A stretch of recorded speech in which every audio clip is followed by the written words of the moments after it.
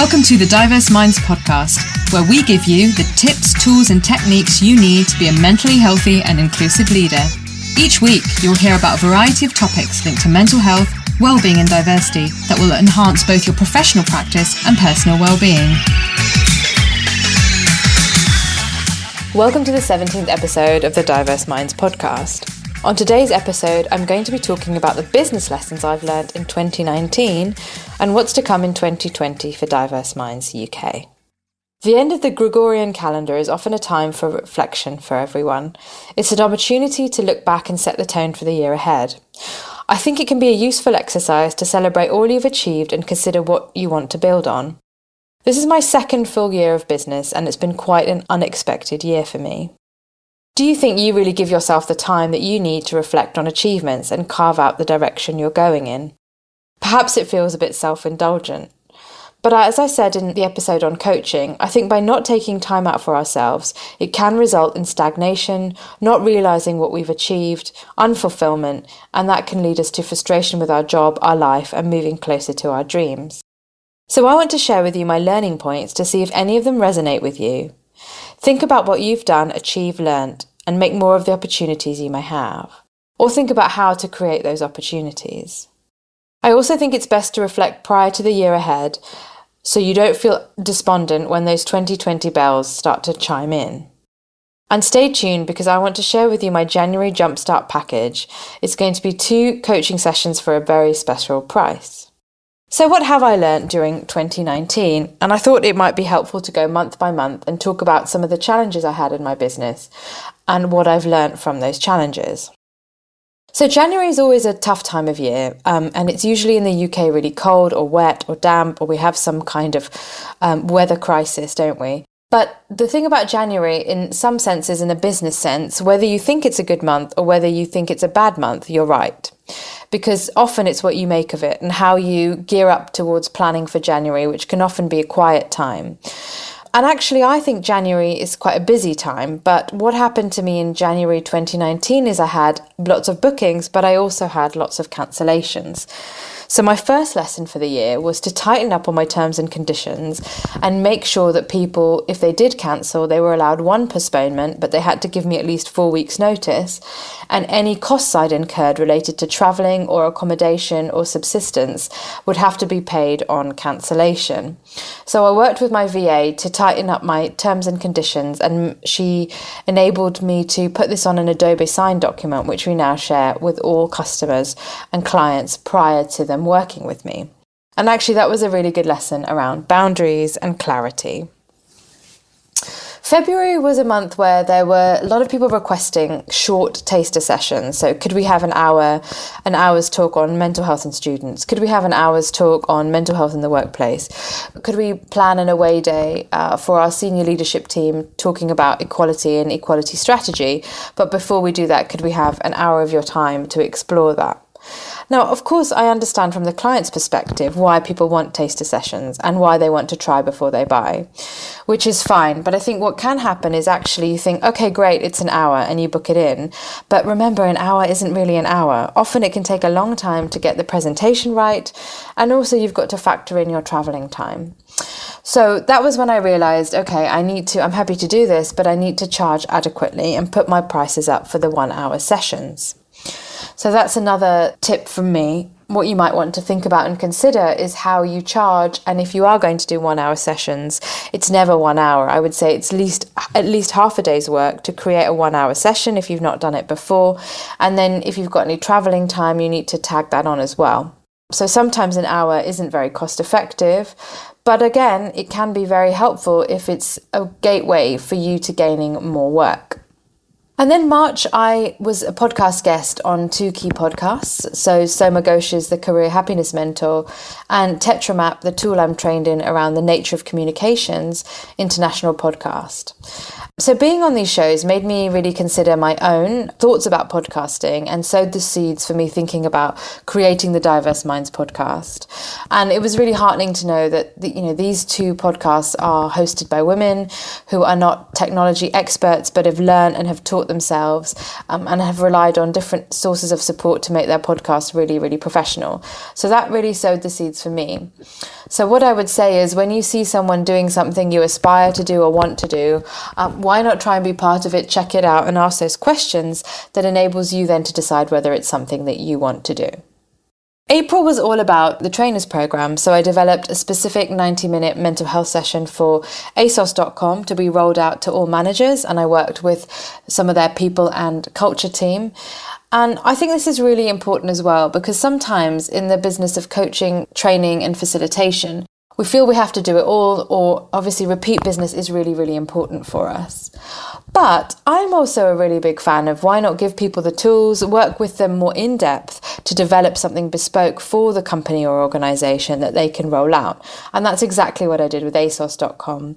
And I'm really glad I did it, and it was such an exciting project, and I got to work with some really interesting people from different parts of the business, and I'm really pleased to say that they've just absolutely flown with it, and they're one of the most impressive organisations in this area.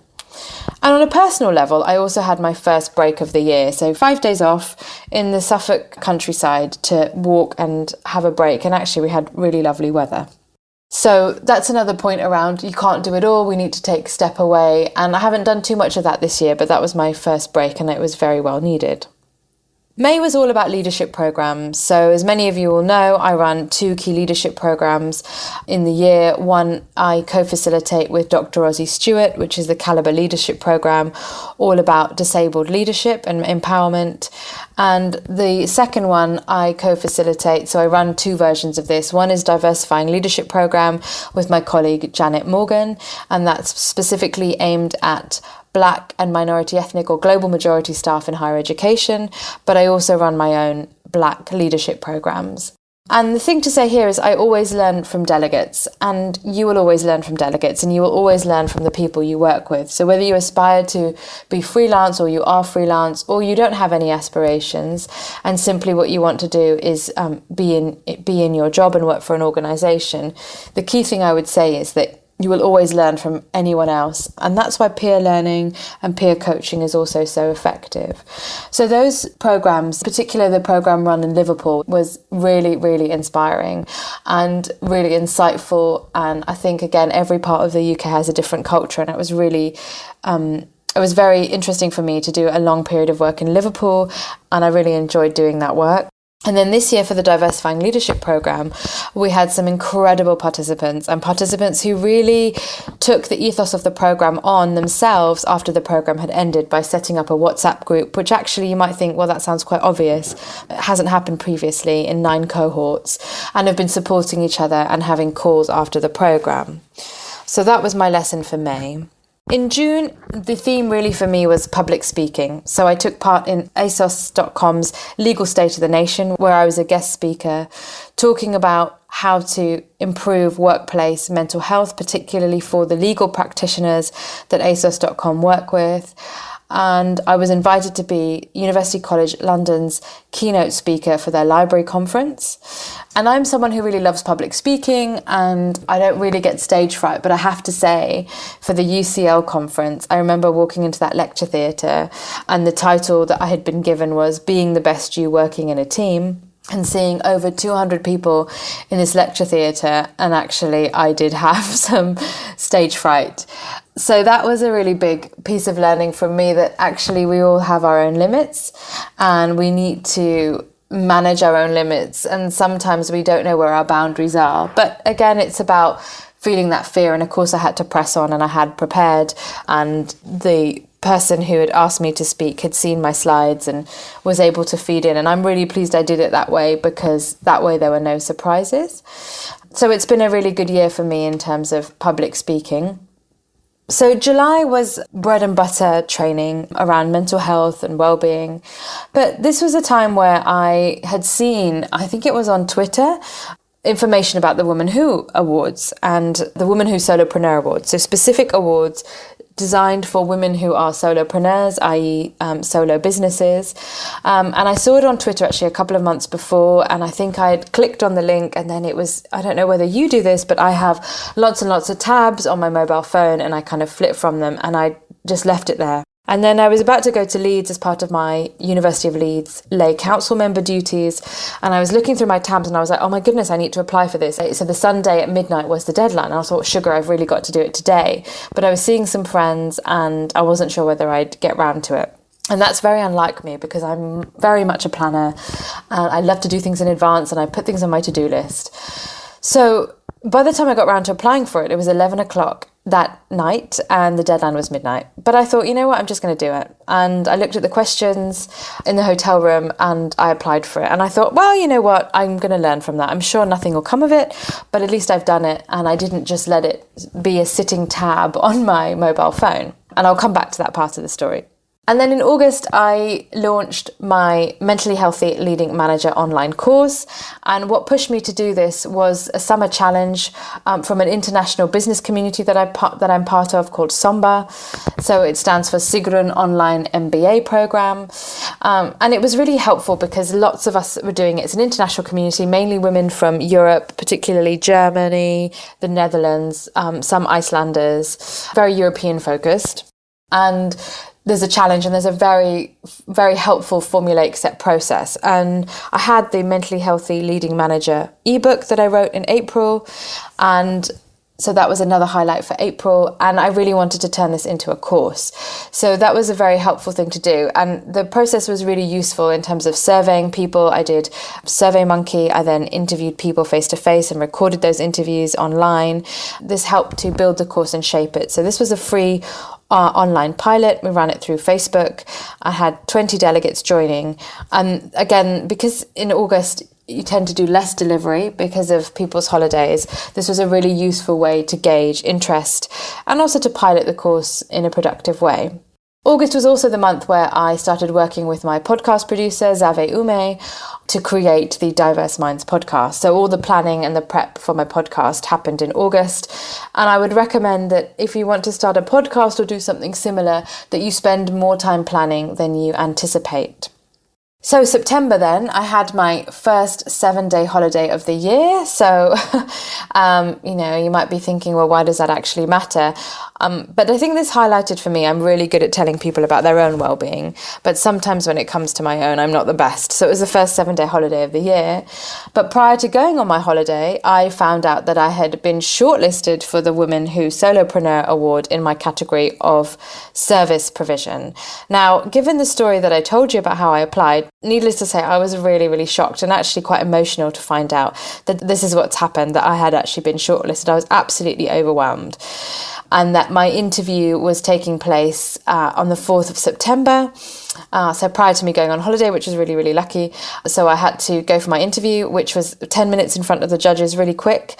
But the really great thing about the interview was that I met female solopreneurs from other categories, and just to have that solidarity and camaraderie. So at that point, I came away thinking, it doesn't really matter if I've won. That's not the aim here. The aim is that I've put myself out there and I've actually met some really interesting women doing fantastic work and being part of that community. And I also had a number of conversations in September with new organisations around cultural mentorship work for staff. So that was quite exciting, and people had heard of me through word of mouth. So if any of you are thinking you're not getting the kind of work that you want, or you're not really where you are, I would say it's about incremental tenacity, but also, are you telling people the right thing in terms of what you want to do and where you want to go? And that would be another learning point for me.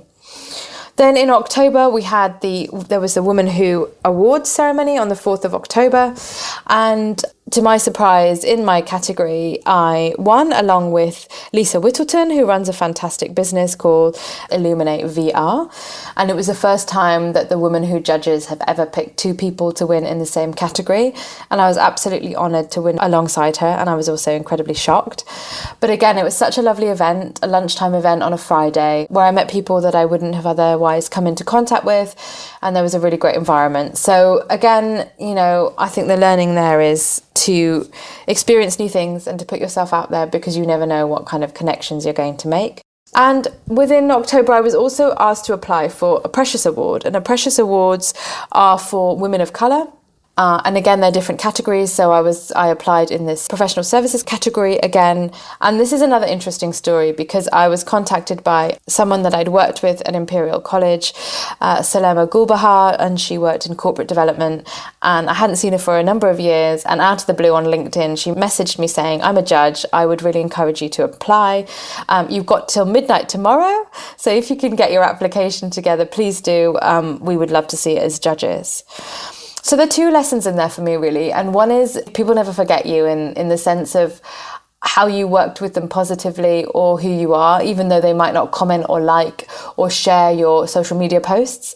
And the second thing is to be consistent on social media. You might think, well, no one's commenting, no one's listening, and it may feel like you're putting things into a void, but be professional, turn up, and little and often is the key.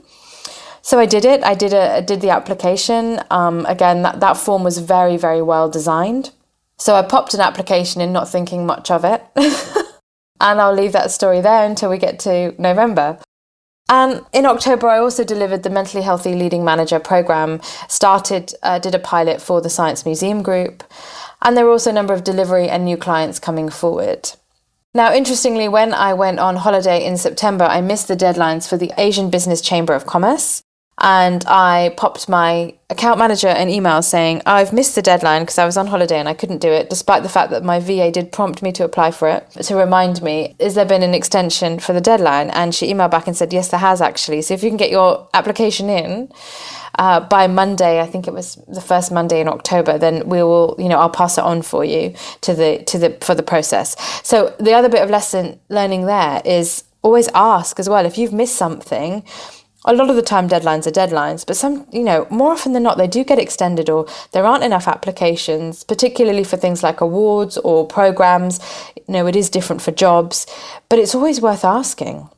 So that was my other lesson. Then November. So November, I found out that I was shortlisted for the Precious Awards. And again, I was incredibly shocked because the Precious Awards and the women that go for these awards are phenomenal. And the awards ceremony was Friday, the 8th of November. And I met some phenomenal people, including Coach Christine B, who has coached Christine Ihurahu and is an absolute phenomenal success in her field. And I was delighted to see her win. But the funny story there was we had both turned up on time, but really it was early.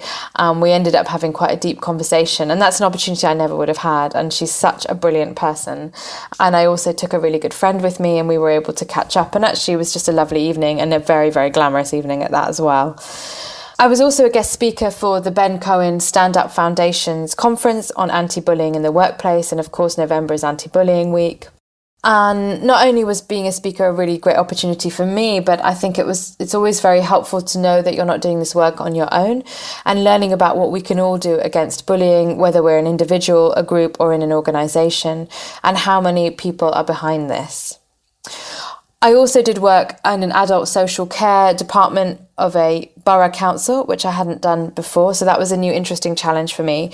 And I gained new insights on adult social care and could then apply them to my work, because it is difficult to know about every single aspect of equality, diversity, inclusion, belonging, mental health and wellness for every single sector. But this was really useful to me. And I was also challenged quite a lot in the sessions by delegates. So viewpoints I'm not usually exposed to around culture and not being able to express being English. And maybe it's not exactly what I would have agreed with, but I think it's so important to listen to that. And there's so much talk about being in an echo chamber. So that was also very insightful for me. And then December. So we're nearly there. We're nearly at the end of December. And December's been a mixed bag. The positive being, in terms of delivery, I delivered a number of one-day mental health courses and one specifically on culture and mental health for refugee action, which was a real honour. And finding out that I had won the Asian Business Chamber of Commerce Awards in my category, which was my category, which was outstanding diversity and inclusion business, and I still am shocked by that because I was up against the Birmingham Hippodrome, Birmingham Northwest and Sandwell NHS Trust and the West Midlands Local Authority and a wonderful organisation called Word 360 that do translations for hospital and hospital services. And as a one-woman show, to win that was absolutely crazy. I still don't think I've processed it. And I wasn't even feeling very well, and I nearly didn't go to the awards ceremony, but I'm really pleased I did. And I also got to meet one of my teenage role models, because for those of you who remember growing up in the 90s in the programme Goodness Gracious Me around Asian culture in the context of the UK, and in particular England, Nina Wadia was one of the comedians on the show, and she presented the awards. So that was very surreal for me, because you watch someone as a teenager when you're going through a tough time, and then suddenly, 20 years later, you're up on stage receiving an award from them for your business as a one-woman show. So that really was a highlight for me. And I think when I feel down, I've really got to hold that close to me, because I still can't believe it. And I met some of the judges, and they were, so kind. Their kind words about the business and what I've done, because you never expect it, really. Well, I don't expect it. And then the election results. So as I've said, I know some people are very happy about the election results, but for me, I am still trying to absorb the potential negative impact that the current government may have on equity, diversity, inclusion and belonging. And I think it's been hard to absorb that and know what the future holds. But the lesson I've learned from that is around community is essential. So the local business community I have, and people that I can speak to, people that have supported me, and colleagues locally and nationally, and being able to have that space. And it doesn't solve anything, and we don't know the answers. But to have that collectivity and community is what has gotten me through it and kind of pushed me through to the end.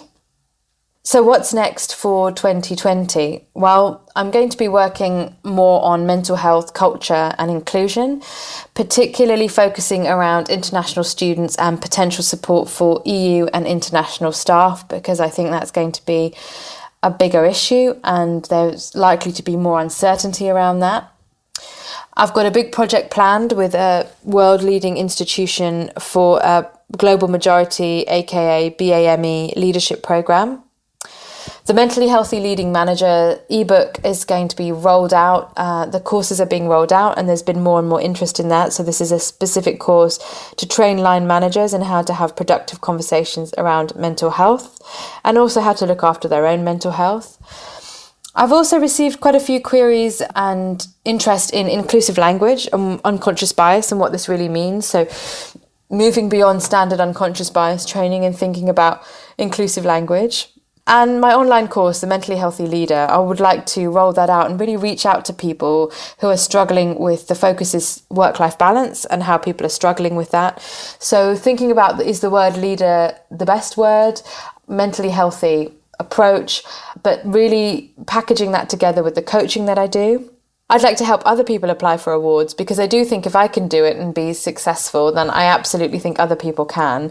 And not so much in terms of how to fill out the application, but to present the opportunities to people, to share information about awards, and to maybe share what I did in my applications that worked for me that other people could benefit from.